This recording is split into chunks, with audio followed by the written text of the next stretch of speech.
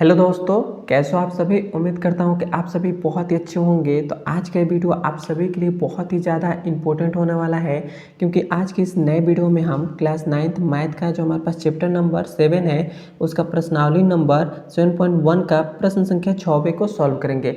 प्रश्न संख्या जो 6 है ये कितनी बार आपके एग्जाम में आ चुका है, और इस साल भी गारंटी के साथ कह रहा हूँ कि इस साल भी मतलब आशा है कि ये सवाल आ सकता है। तो देखिए 6वां नंबर जो सवाल है ये बहुत ही आसान है, और मैं आपको इतनी आसानी तरीके से समझाऊंगा जिससे आपके दिमाग में पूरी बात फिट हो जाए और आप इस सवाल को कभी भी ना भूलें। तो देखिए हमसे 6वां नंबर सवाल कह रहा है आकृति 7.21 में AC जो हमारे पास भुजा AC है वो बराबर किसके है, AE के बराबर है, और जो हमारे पास भुजा AB है वो बराबर है AD के। मतलब जो हमारे पास यहाँ पर देखिए कह रहा है कि AC हम इसमें कौन है, तो A यहाँ पर है और C यहाँ पर, मतलब ये भुजा जो हमारे पास है वो बराबर किसके है, AE के।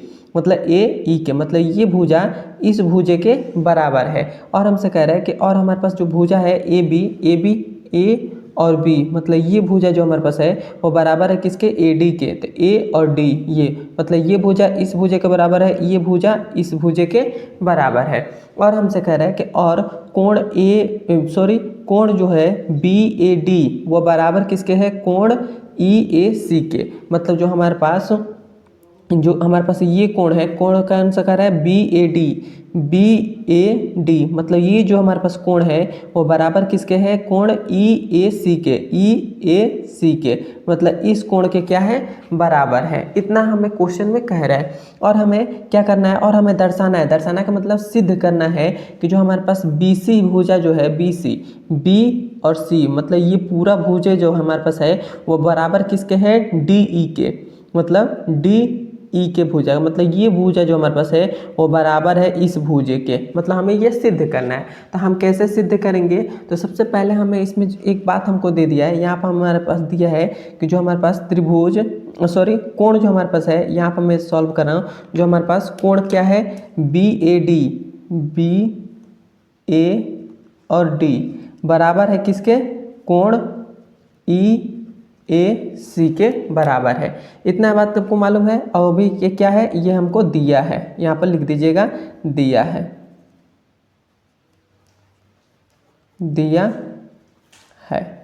क्लियर है, इतना हो गया। अब यहाँ पर आप ध्यान से समझेंगे, तो यहाँ पर आप ध्यान से समझिएगा। जब हमारे पास कोण जो हमारे पास कौन सा है, BAD है यदि, और हमारे पास क्या है, और हमारे पास है EAC मतलब ये कोण है और ये कोण है, मतलब ये कोण इस कोण के बराबर है। और हमें ये सिद्ध करने के लिए जो हमारे पास है ABC जो हमारे पास भुजा जो है वो बराबर किसके है, DE के बराबर है। मतलब ये भुजा इस भुजे के बराबर हमें सिद्ध करना है। तो हमें इसे सिद्ध करने के लिए हमको क्या करना पड़ेगा, हमको करना पड़ेगा जो B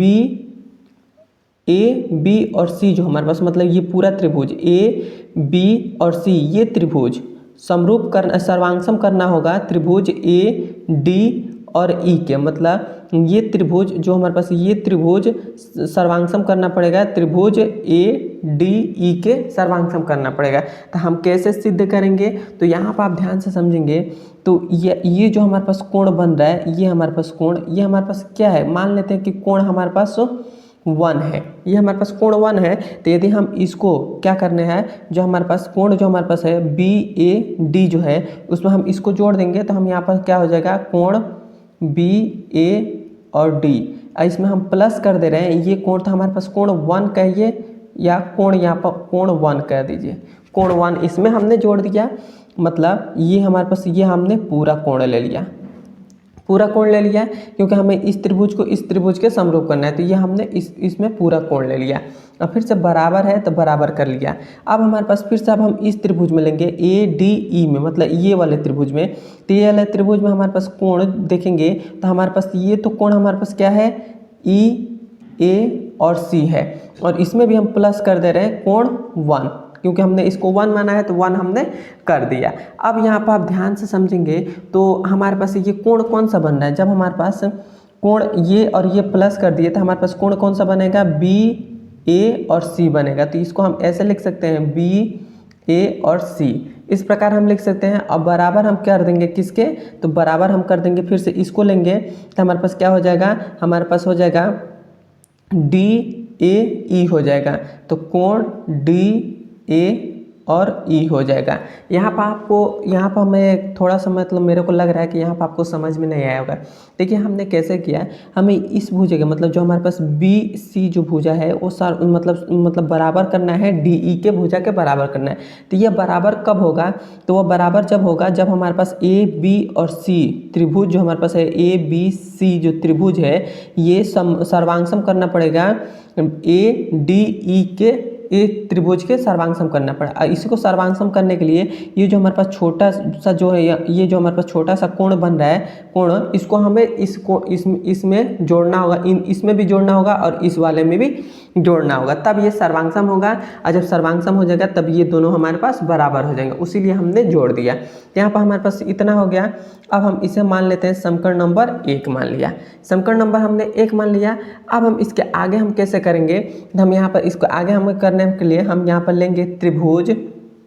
कौन सा त्रिभुज लेंगे, तो ए बी और सी लेंगे। तो यहाँ पर लेंगे ए बी और सी, तथा फिर से लिखेंगे तथा इस वाले में हम क्या लेंगे, कोण ए डी ई लेंगे। क्या लेंगे, त्रिभुज ए डी और ई लेंगे। ये हमने इस त्रिभुज में काम करेंगे, इन दोनों त्रिभुज में, क्योंकि हमें इन दोनों त्रिभुज को सर्वांगसम करना है। तो इतना हो गया। अब हम क्या करेंगे, अब हमारे पास यहाँ पर क्वेश्चन में हमको दे दिया है कि जो ए सी भुजा जो है हमारे पास है ए सी, वो बराबर है किसके, ए ई के बराबर है। यह हमें क्वेश्चन में दिया है, तो यहाँ पर लिख देंगे कि दिया है। क्लियर है। और हमारे पास और क्या दे दिया है, और हमारे पास जो ए बी जो भुजा है ए बी वो बराबर है किसके, ए डी के, ए और डी के बराबर है। यहाँ पर लिख देंगे कि दिया है। इतना बात आपको क्लियर हो गया। तो अब यहाँ पर आप ध्यान से समझेंगे तो हमारे पास क्या मिल रहा है, और हमारे पास मतलब जो हमारे पास है जो ए सी जो हमारे पास ए सी जो भुजा है ए सी ये भुजा बराबर है इस भुजा के, ए ई के भुजा के बराबर है। और जो हमारे पास ए बी जो भुजा है वह ए डी के बराबर है। तो ये भुजा इस भुजा के बराबर है, ये भुजा इस भुजा के बराबर है। तो हमारे पास क्या दिया रहा है, और हमारे पास ये कोण इस कोण के बराबर है। तो हम इसको क्या लिख सकते हैं, मतलब ये जो हमारे पास पूरा कोण है या इस पूरे कोण के बराबर है, इस पूरे कोण के बराबर। तो हम इसको कैसे लिख देंगे, तो लिखेंगे कि कोण, यहाँ पर थोड़ा सा आगे बढ़ा ले रहा हूँ, लिखेंगे कोण बी ए सी बराबर है किसके, कोण डी ए और ई के बराबर है। यह हमने सिद्ध किया था। तो और हमारे पास अब यहाँ पर देखेंगे तो हमारे पास क्या हो रहा है, हमारे पास ये भुजा इस भुजा के बराबर है, ये भुजा इस भुजा के बराबर है। तो दो भुजा बराबर हो जा रहा है और ये कोण इस कोण के बराबर है। तो हमारे पास एक कोण बराबर हो रहा है और दो भुजा बराबर हो रहा है। तो हम इसे कह सकते हैं कि साइड